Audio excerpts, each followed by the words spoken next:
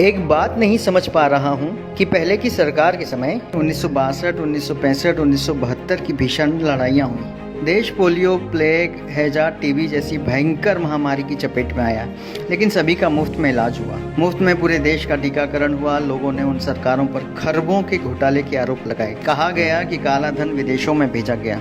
कथित भ्रष्टाचार की खूब चर्चा रही। बावजूद इसके देश में बहुत सारे सरकारी कारखाने व कंपनियां खड़ी हुई। सरकारी अस्पताल, सरकारी कॉलेज, सरकारी स्कूल बने। सरकारी नौकरियों में कोई कमी नहीं रही।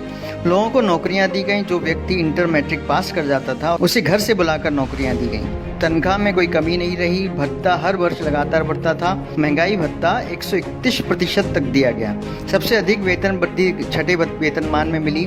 सरकारी कर्मचारियों को पेंशन दिया जाता था। देश की जीडीपी 10% से ऊपर थी। आखिर तमाम घोटाले और भ्रष्टाचार से घिरी सरकारें यह सब कैसे कर लेती थी, जो दिव्य महापुरुष की सरकार नहीं कर पा रही है? जबकि वे विदेशों से काला धन वापस ले आए। नोटबंदी से भी देश का काला धन वापस आ गया। जीएसटी से सरकारी खजाना भर गया।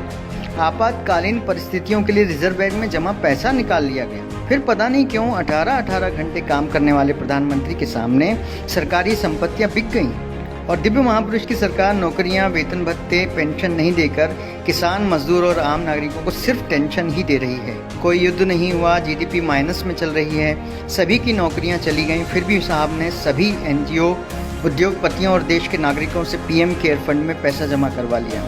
उस पैसे से क्या कार्य हुआ, किसी को नहीं पता। देश में बड़ी अजीब स्थिति बनी है। अगर कोई सवाल कर रहा है तो उसको पाकिस्तानी या देशद्रोही बोला जा रहा है। मेरे ख्याल से उन युवाओं को तो अब कम से कम अब जाग जाना चाहिए जो पढ़े लिखे होने का दम्भ भरते हैं।